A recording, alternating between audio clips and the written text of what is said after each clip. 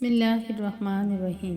السلام علیکم ناظرین، آج میں آپ کے سامنے استقبال رمضان کے بارے میں بتانے جا رہی ہوں۔ اللہ تعالیٰ کے فضل و احسان سے رحمتوں اور برکتوں والا ماہ رمضان ہم پر سایہ فگن ہے۔ اس ماہ مبارک میں اللہ جل شانہ کی خاص رحمتوں کا نزول ہوتا ہے، اسی لیے حضرت صلی اللہ علیہ وآلہ وسلم رمضان المبارک کا انتظار فرمایا کرتے تھے، اور جب رجب کا چاند دیکھ کر دعا فرمایا کرتے تھے کہ اللہم بارک لنا فی رجب و شعبان و بلغنا رمضان، اے اللہ ہمارے لیے رجب اور شعبان میں برکت عطا فرما اور ہمیں رمضان المبارک تک پہنچا دی۔ حدیث شریف ہے، اگر لوگوں کو یہ معلوم ہو جائے کہ رمضان المبارک کیا چیز ہے تو میری امت تمنا کرے کہ سارا سال رمضان ہی ہو جائے۔ مسلمانوں کے لیے یہ مہینہ اللہ تعالیٰ کا بہت بڑا انعام ہے۔ اس ماہ مبارک کا پہلا حصہ رحمت، دوسرا مغفرت اور آخری حصہ آگ سے آزادی ہے۔ حضرت صلی اللہ علیہ وآلہ وسلم نے رمضان المبارک کی اہمیت بیان کرتے ہوئے جو کچھ ارشاد فرمایا، حضرت سلمان فارسی رضی اللہ عنہ کہتے ہیں کہ نبی کریم صلی اللہ علیہ وآلہ وسلم نے شعبان کی آخری تاریخ میں ہم لوگوں کو واعظ فرمایا کہ تمہارے اوپر ایک مہینہ آ رہا ہے جو بہت بڑا مہینہ ہے۔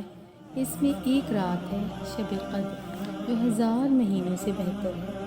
اللہ تعالیٰ نے اس کے روزے کو فرض فرمایا اور اس کی رات کے قیام یعنی تراویح کو ثواب کی چیز بنایا ہے۔ جو شخص اس مہینے میں نفل ادا کرے وہ غیر رمضان کے فرائض کے برابر ہے۔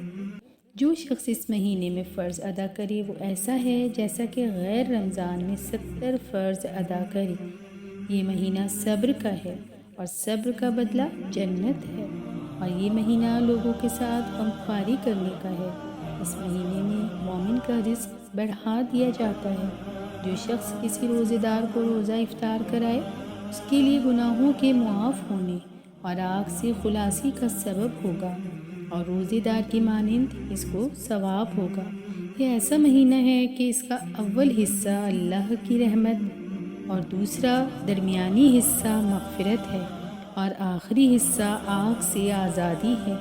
جو شخص اس مہینے میں ہلکا کر دے اپنے غلام و خادم کے بوجھ کو، حق تعالی شانہ اس کی مغفرت فرماتے ہیں۔ اور 4 چیزوں کی اس میں کثرت رکھا کرو، جن میں سے 2 چیزیں اللہ کی رضا کے واسطے اور 2 چیزیں ایسی ہیں کہ جن سے تمہیں چارہ نہیں۔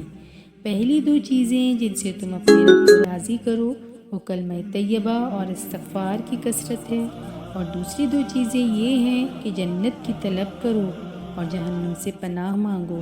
جو شخص کسی روزے دار کو پانی پلائے، اللہ تعالیٰ قیامت کے دن میرے حوض سے اس کو ایسا پانی پلائیں گے جس کے بعد جنت میں داخل ہونے تک پیاس نہیں لگے گی۔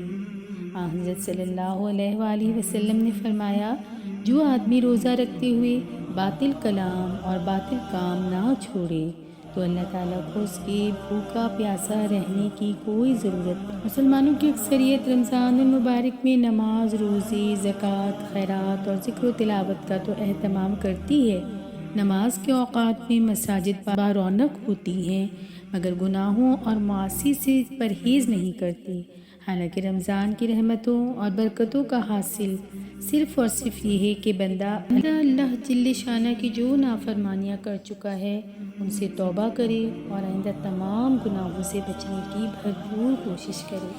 فرائض و واجبات اور حقوق العباد کی ادائیگی کا اہتمام کرے تاکہ نیکیوں کے اس موسم بہار میں ان امور کی عادت ہو جائے اور سال کے باقی مہینوں میں بھی دین پر ثابت قدم رہنا نصیب ہو۔